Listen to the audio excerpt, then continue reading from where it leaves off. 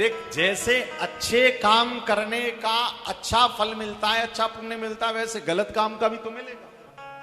ये तो भगवान का कैलकुलेटर चलता रहता। और भगवान ने ये पूरी की पूरी गणित ब्रह्मा जी को देकर रखी कि सबके कर्मों का हिसाब लगाते रहे।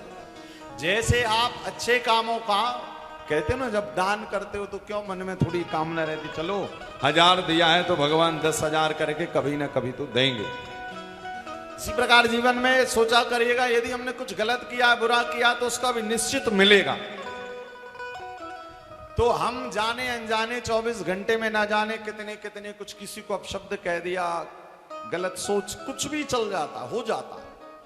तो उसकी निवृत्ति के लिए, उस पाप को शमन करने के लिए जब कभी हमारे आसपास कथा कीर्तन हो तो जाकर सुन लेना चाहिए। क्यों? जैसे हम गलत काम या बुरे काम या पाप वृत्ति बार बार करते हैं अनजाने में, इसी प्रकार भगवान की कथा भी बार बार सुननी चाहिए। जब बार बार कथा सुनोगे ना तो पहला किया गया सब क्लियर हो जाता है, फिल्टर हो जाता है। और देखो 7 दिन की कथा के बाद ना 2-4 दिन आपका मन जरा ज्यादा, जब आध्यात्म होता है तो पूजन पाठ में, कथा में जरा मन ज्यादा लग जाता है। और धीरे धीरे जब कथा से दूरी होती है, संसार आप पर हावी होता है, तो फिर एक दिन भगवान को भूलकर दुनिया वालों को ही बहुत अपना मानने लगते हो। फिर कहीं ऐसी साल 6 महीने में कथा हुई, फिर पहले दिन गए तो पहले दिन तो हमारे अंतःकरण के पाप साफ होते हैं कथा के द्वारा, फिर दूसरे दिन से कहीं मन लगता है।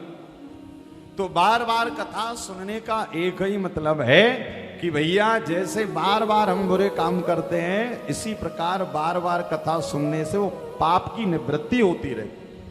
बार बार श्रीमद् भागवत में तो लिखा ही है, कब तक सुनिए, पिबत भागवतम रसमालयम मोहरहो रसिका भुवि भावुका मोहरहो रसिका भुवि भावुका। और वो तो है ही 3 बार भोजन भजन, 1 बार उसमें भी भैया आते हैं लाखों विचार। एक बार एक कोई संत कह रहे थे, मैंने कहा महाराज ये तो सही लोग पूछते हैं कब तक कथा सुने, कितने बार कथा सुने। तो उन्होंने बड़ा सुंदर उत्तर दिया, बोले महाराज देखो, जैसे भोजन भजन हम लोग लिखते हैं ना, भजन में भी 3 अक्षर है और भोजन में भी 3 अक्षर है कि नहीं? किंतु उन्होंने कहा कि दोनों में एक अंतर है। क्या? बोले भोजन में मात्रा लगी और भजन में कोई मात्रा नहीं लगी।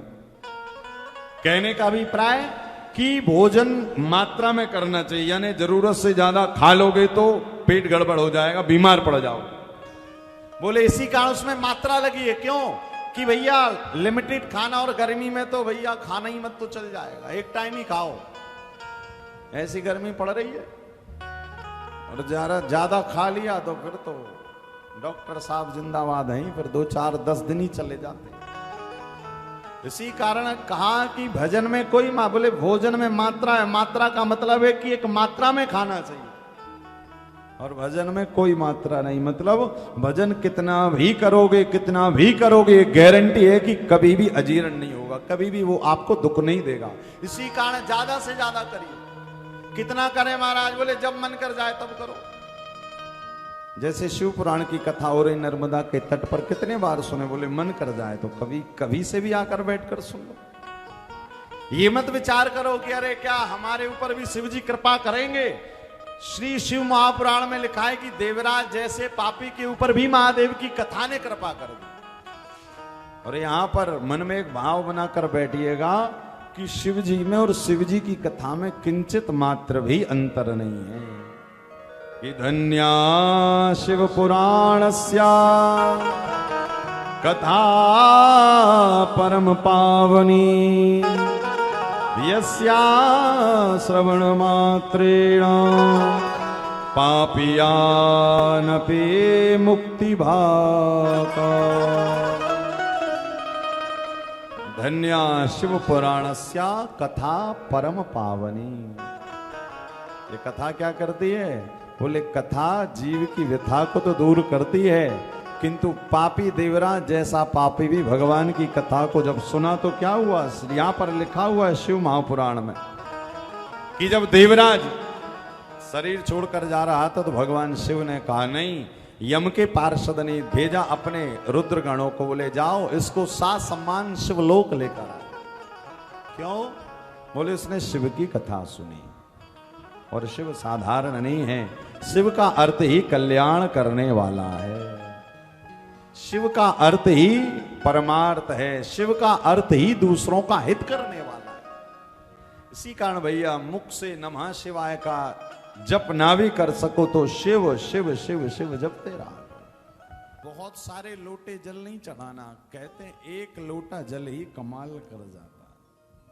क्या बाबा पर एक लोटा जल चढ़ाया ना, और बस उतने में ही चमत्कार हो जाता है। अब कोई कहेंगे क्या चमत्कार होता है, तो सुनिए, लिखा हुआ है कि जब आप महादेव पर एक लोटा जल चढ़ाएंगे ना, तो आपके जीवन में सबसे बड़ा चमत्कार होगा कि आपका अगले दिन भी मन करेगा कि हम बाबा पर आज फिर से जाएं और एक लोटा जल चढ़ाएं। ये सबसे बड़ा, देखिए, भगवान का भजन में मन लग जाना ये सबसे बड़ा चमत्कार है। ठाकुर जी की कथा में मन लग जाना, इससे बड़ा कोई चमत्कार नहीं है।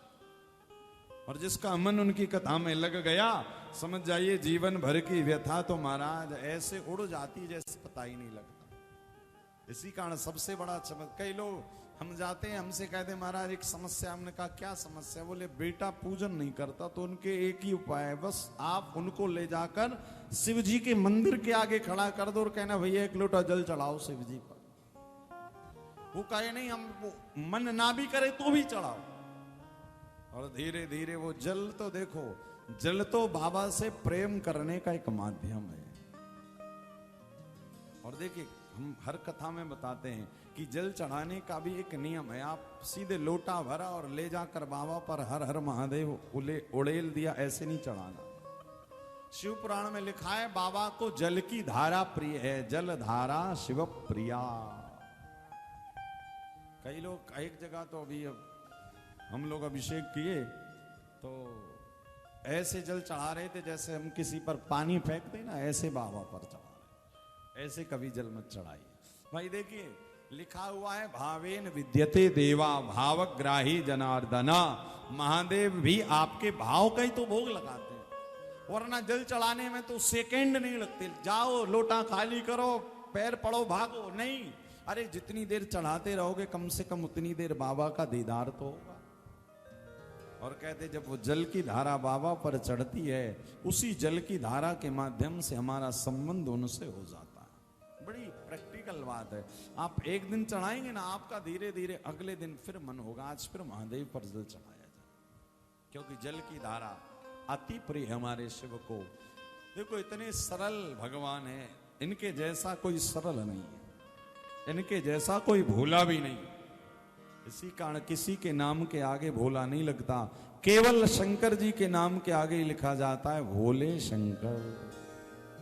भोले राम जी कोई नहीं कहता, भोले कृष्ण कोई नहीं कहता, अकेले शिव जी के नाम के आगे ही लगता है भोले शंकर। तो आप भैया खूब घर पर पूजन करो। आने वाली गंगा दशहरा की पावन सी तिथि पर भगवान शिव का हो सके तो जरूर रुद्राभिषेक करिए। और जो घर पर बैठकर संस्कार पर सुन रहे हैं तो उनको बताया गया। अब पहले तो हम सोच रहे थे कि भैया रुद्राक्ष भेज नहीं पाएंगे, किंतु लोग कह रहे हैं महाराज कोई कश्मीर से कथा सुन रहा है, कोई गुवाहाटी से सुन रहा है, कोई श्रीनगर से सुन रहा है, कह रहे महाराज हम नर्मदा तट तो नहीं आ सकते किंतु हमारी नर्मदा जी के प्रति बहुत विशेष श्रद्धा है। तो हमने कहा ठीक है, अब आपकी श्रद्धा है तो फिर नर्मदेश्वर और रुद्राक्ष आपके घर तक भी पहुंचाए जाएंगे। तो जो भी नाम पहुंचाना चाहते हैं श्री गंगा दशहरा के दिन 5 जून को रुद्राभिषेक के लिए, तो जरूर भेजिए। आप आपके नाम से गोत्र से हम लोग नर्मदा जी को, और यदि आ सकते हैं जो जबलपुर के आसपास के हैं या जिनका मन कर रहा है कि भैया चलें, तो जरूर आइए।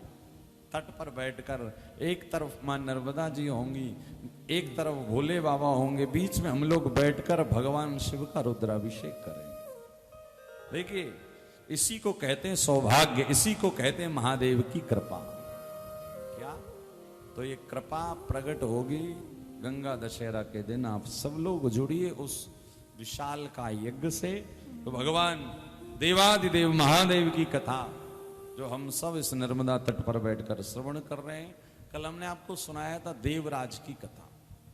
देवराज जैसा पापी ब्राह्मण, किंतु उस ब्राह्मण ने भी भगवान की कथा को श्रवण किया।